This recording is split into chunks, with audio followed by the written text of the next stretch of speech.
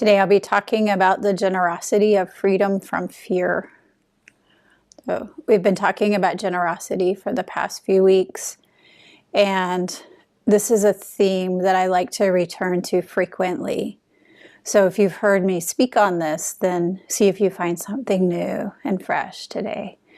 And I'll try my best to weave that in as well. So this topic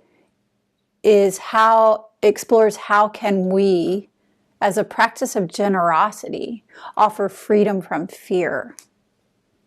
Oh, I love this topic. I love talking about it. It's so refreshing for me. The practice of generosity, as you might remember, has three types of generosity. There's the generosity of material goods, giving people food, money, place to sleep, the things they need. The generosity of the Dharma, and the generosity of freedom from fear. So this is an actual practice of generosity that we are taught by the Buddha to practice. And today we'll learn how we can do that. The generosity of freedom from fear, like all generosity, it becomes the perfection of generosity, of dana paramita, when we have cultivated the wish to give within our hearts. So it's the cultivation, the natural cultivation of the impulse, the wish to give in a way that's beneficial. That's the perfection of generosity. And the more we practice generosity, the more we have access to the perfection of generosity, because it very naturally happens. The more we let our minds settle, both through the stillness of Zazen and through enacting the precepts, through living an ethical life, connecting with others and realizing the truth of that connection, the more generosity has space to just very naturally arise. And then the more we do it, the easier it becomes. You know, sometimes we have sort of a hesitancy around generosity. Oh, I'm not sure. I don't want to make them feel bad, but I feel like I want to do something, but I don't know what to do. And the more we do it, the more we enact generosity, the more it becomes just who we are, very naturally. And then we don't have to think so much about it. So this is the perfection of generosity, this cultivating the wish to give within our own hearts. And this cultivation of generosity, the perfection of generosity, transforms both the minds of the giver and the receiver.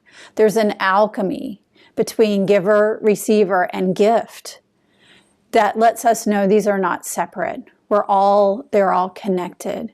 To give, there must be a receiver. There must be an offering. To receive, there must be someone to give. There must be an offering. To have an offering, you must have a giver and a receiver. So this is a cycle of giver, receiver, and gift that leads us to the cultivation of the perfection of generosity for the benefit of all sentient beings.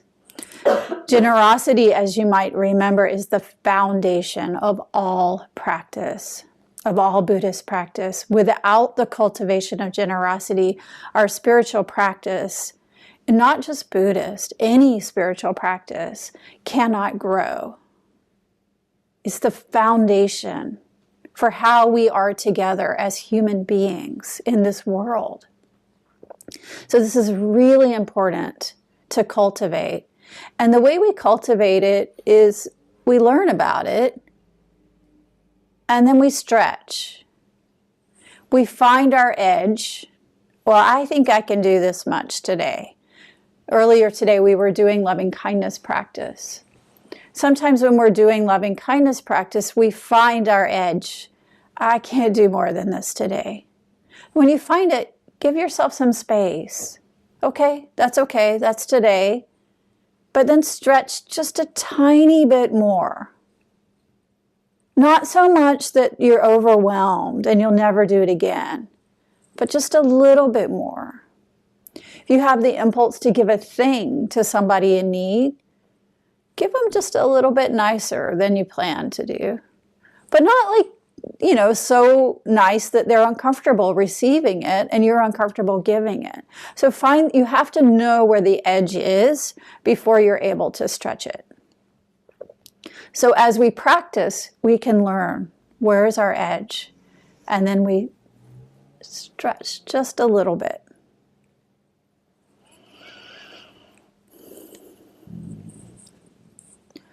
I'd like to start by reading the Buddha's words on freedom from fear from the Overflowing Merit Sutta, the Abhisanda Sutra. These are the Buddha's teachings. This is the case where a disciple of the noble ones, abandoning the taking of life, abstains from taking life. In doing so, they give... That was battery in my pocket. Are you okay? I think so. Did it hurt you? No. It scared me. Give me one moment. I'll just check my pocket for... Okay, I'm sorry. No, not on fire. Okay. For those of you who are online, Dan kindly replaced the batteries in the mic and stuck them in his pocket, And then just shorted the... where they just made a very loud noise. It startled us all. So, good space to return to freedom from fear. There's no danger. We're all safe. It's a good time to point out too, for those who heard the noise, and you might have heard it online, I'm not sure, but it was a pop. What did you do when you heard the noise? What was your instinctual response? What the hell's in my pocket? Well, for those who had no knowledge of where it was coming from, what did your body do? And you really can get a sense of your own history, your own karma, your own fear response. Some people just, oh, curious. Oh, what was that? Others might have been like, oh my God. Others might not have even noticed. For me, I lived for a while on an alley in San Francisco when I was at the San Francisco Zen Center. On the alley, at that point in time, there was a lot of gunfire at nights. So I got really accustomed to hearing these popping sounds, which I knew what they were. You know, you get to really understand the quality of the sound. And recently, when I was in California, there was a shooting, I don't know, about 20 feet from my head, because I was sleeping and it was outside on the street. And so for me, that's what happened. So that's just conditioning. That's it. And conditioning is not good or bad. It's just what we have to work with. The circumstances of my life led me to be in a place where there happened to be gunfire, and then you develop a conditioned response to that. And this is what we have to work with. That's all. And fortunately, we have the tools for working with it. We have the Dharma. We have the teachings of the Buddha. We have our practice. All of these help us to meet the moment that we have been given, our particular karma at this point in this time. That's it. There's no like, oh, I wish I had a different life. We might feel that. That's an authentic feeling, and I get it. Who hasn't wished that? But it doesn't change that you had the life that you had growing up, that, you know, we have the features that we have in our body. Some of our bodies have never, ever been sick. Some of our bodies have been sick since we were born. And that's just what we have to work with. So an acceptance of that this is karma. It doesn't change it, you know? It just is. It just is. So back to the Buddha's teachings on freedom from fear, which is so interesting. Right as I said the word danger, that pop happened.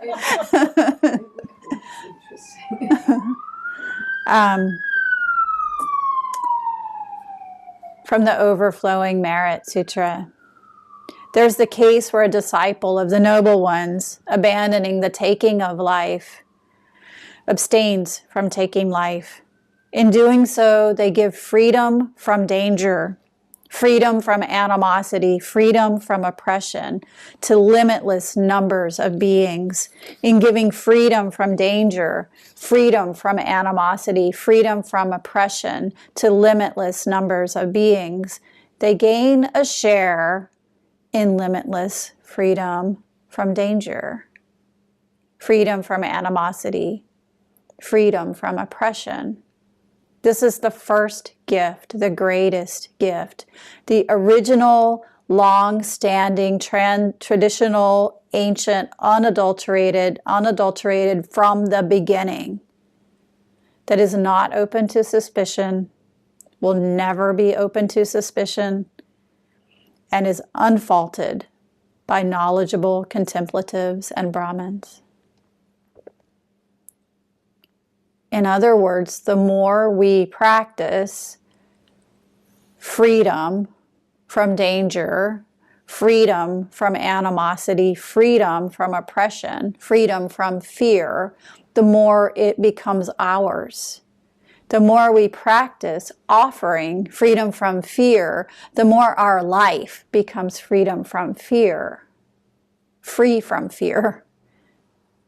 The more we give, the more we receive. This is very natural alchemy that happens. We don't really even have to think about. We just have to enact it.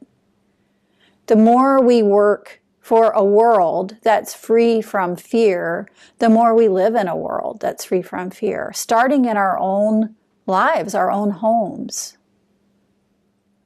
And it starts by facing our fears, of course, our own. And expanding out. So we have this intention to make the world a kinder, a softer, a more gentle place in which to live. Then we can make it happen. And we have the tools to make it happen already right here in front of us. The teachings aren't so hard. We just have to do it. It starts within. And as we move from having compassion be a reaction to something, toward just having compassion be our basic outlook. This, as it moves naturally from a reactive quality to just the way we see the world we live in becomes this kinder, gentler, more supportive place for everyone. And who doesn't want that? When we cultivate fear, when we stir up fear, it's often out of our own fears. A need to feel safe. So ironically, when we stir up these fears, we actually make our world less safe for ourselves. For everyone else as well, but for ourselves. We create our own hell this way. And there's a way out of it by countering that. Moving from, oh my God, there's not enough, to, please, there's plenty. Please take this. My God, what's going to happen to me? Oh no, oh no. Move from that to, how can I help you?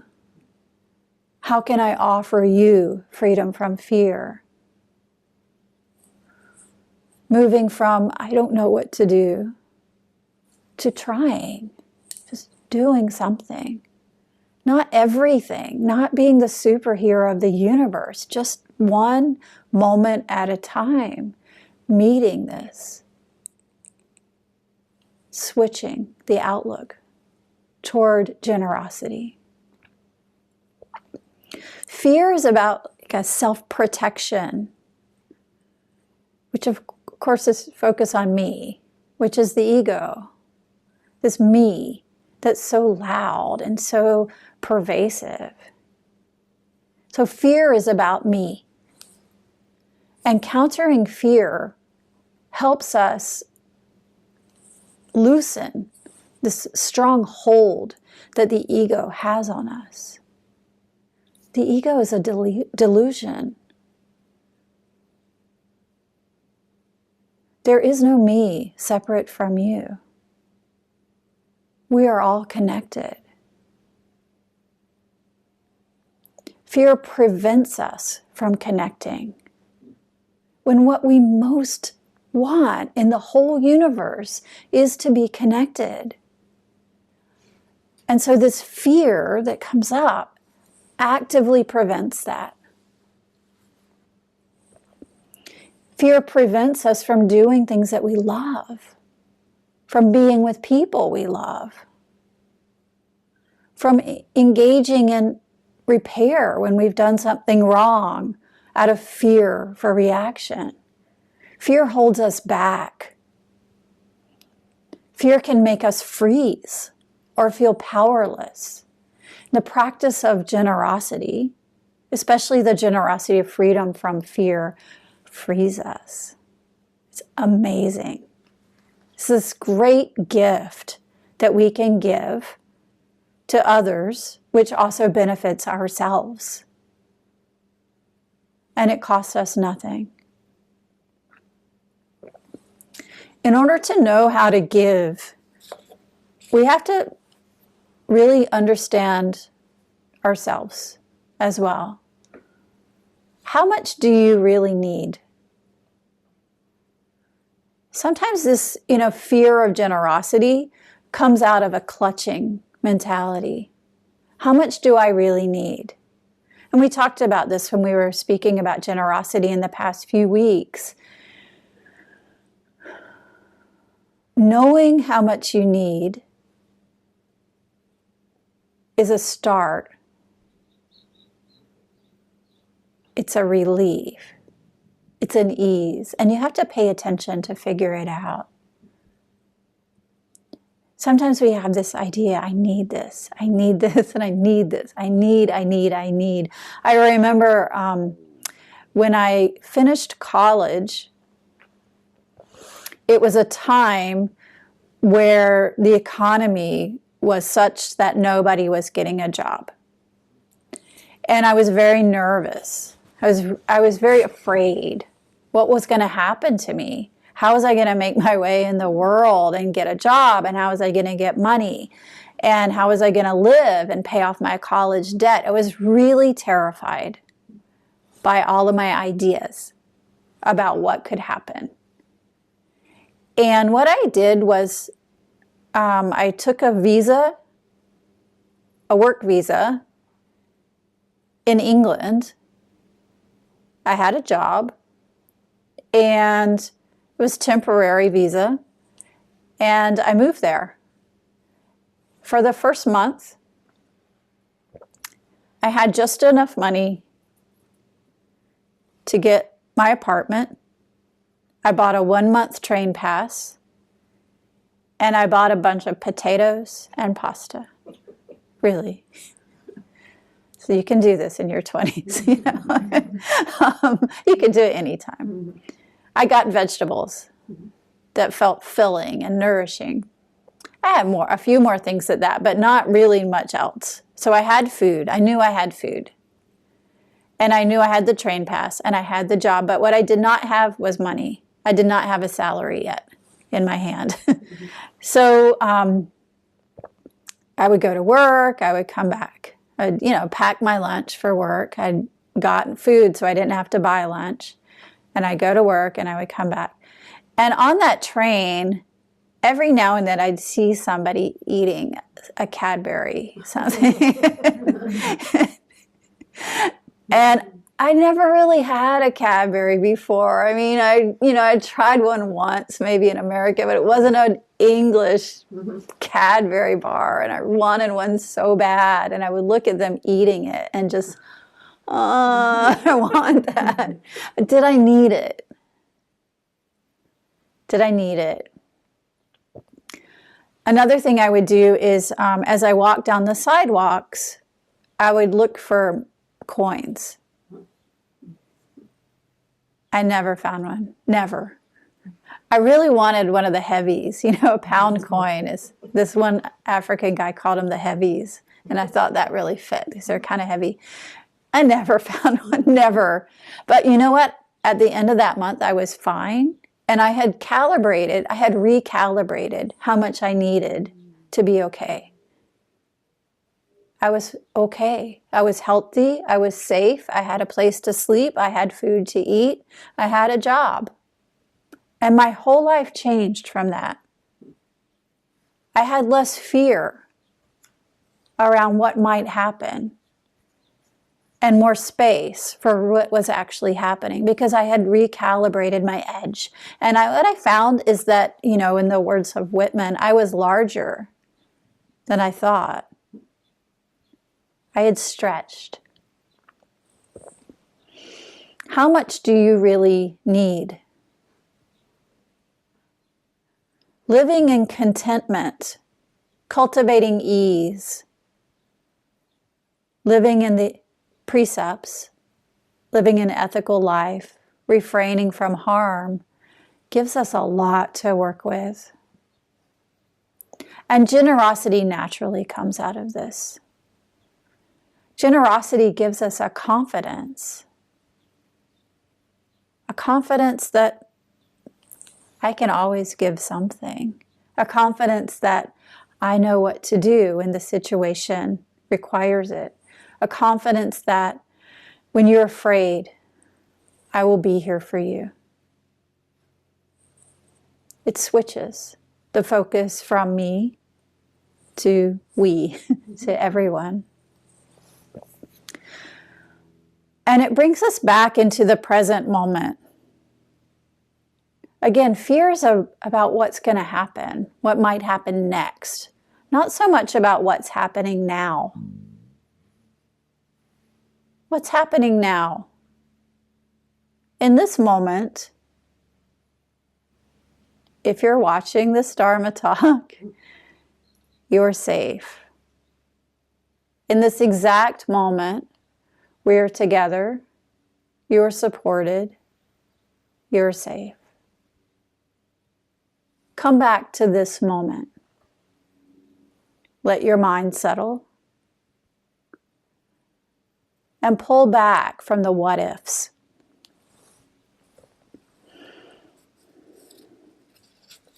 Fear can cause us to do things that are out of alignment with what we really need. You know, if you're worried about lack of money, maybe you get a job that you don't like just because it pays a lot. I have so many friends and family who have fallen into this. They have something that was their purpose in life. And then they reached a point where they got afraid. And they went way overboard and got like a really posh job. But then they just worked and worked and worked and worked and worked and didn't have the time anymore for what gave them joy. Think about a car. I remember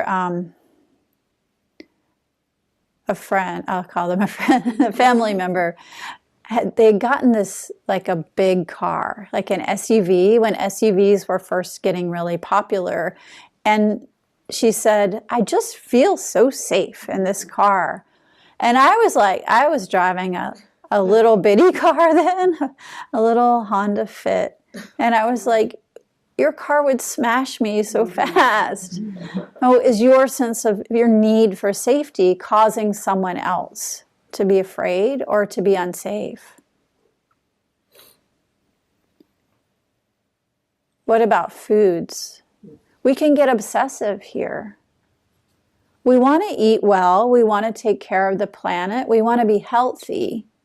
But we can also create these boxes around ourselves. I can't have that. Oh, that is not good for me. And so then we become less and less open to generosity. What if you're visiting someone's home and they offer you one of those things?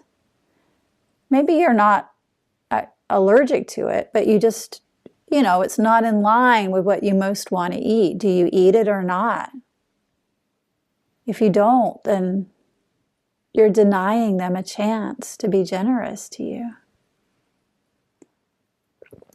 There are times when I've had to eat meat because someone made it for me and offered it.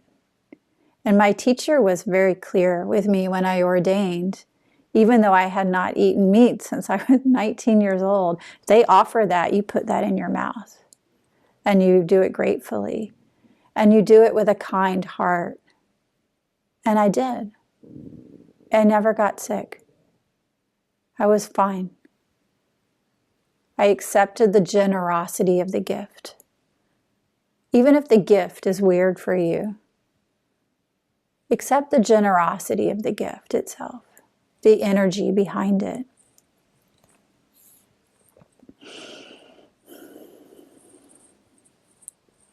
Compassion takes courage. And the thing is, compassion also builds courage. So the more we keep practicing this cycle, generosity of material items, of the Dharma, and of freedom from fear, the more compassionate and free of fear world we get to live in.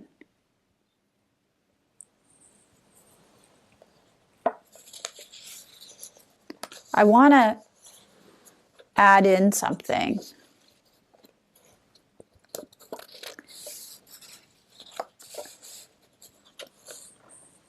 Today.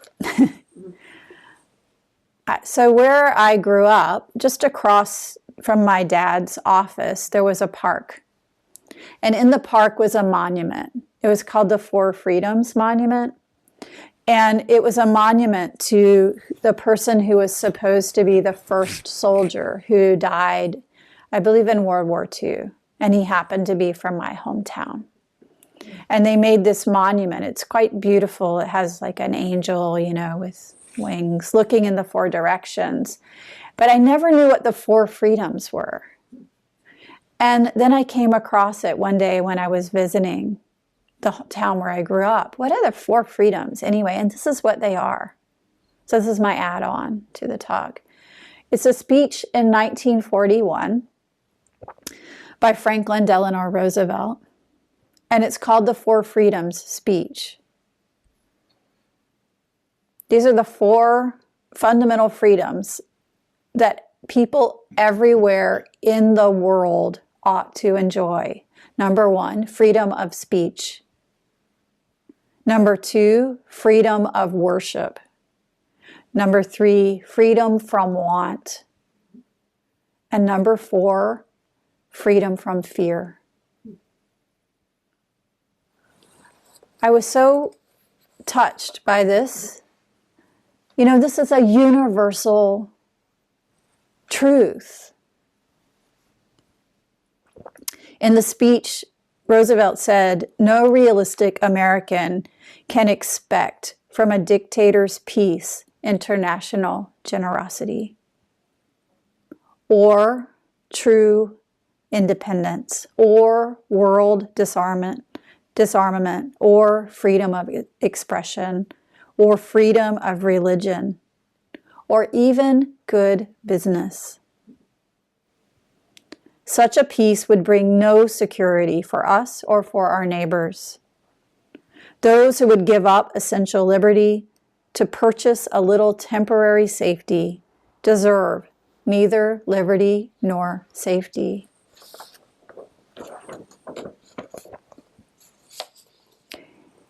He goes on, "In the future days, which we seek to make secure, we look forward to a world founded upon four essential freedoms. The first is freedom of speech and expression everywhere in the world. The second is freedom of every person to worship God, or whatever you worship, in their own way, everywhere in the world. The third is freedom from want, which translated into world terms, he says, means economic understandings which will secure to every nation a healthy peacetime life. A healthy peacetime life for its inhabitants everywhere in the world. And the fourth is freedom from fear, which translated into world terms, and again, this is 1941, means a worldwide reduction of armaments to such a point in such a thorough fashion that no nation will be in a position to commit an act of physical aggression against any neighbor anywhere in the world. Freedom from fear is something we offer if we want to receive it in return.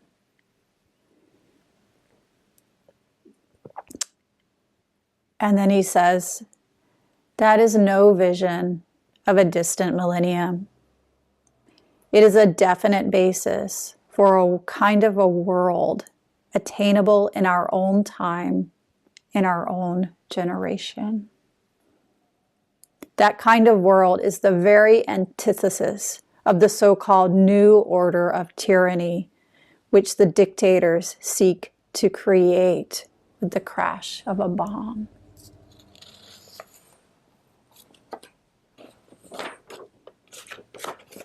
So there we are, folks. How are you going to live your days? We are in a world where fear is very up. Are you going to offer the generosity of freedom from fear to others and in turn receive that for yourself? Or are you going to shut down and become more and more and more fearful as a result?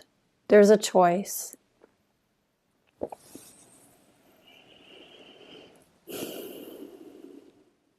I'll finish with a poem today.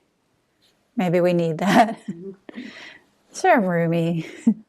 There's always good in Rumi. In generosity and helping others, be like a river. In compassion and grace, be like the sun. In concealing others' faults, be like the night. In anger and fury, be as if you have died. In modesty and humility, be like the earth. In tolerance, be like the ocean. And either appear as you are or be as you appear. Thank you.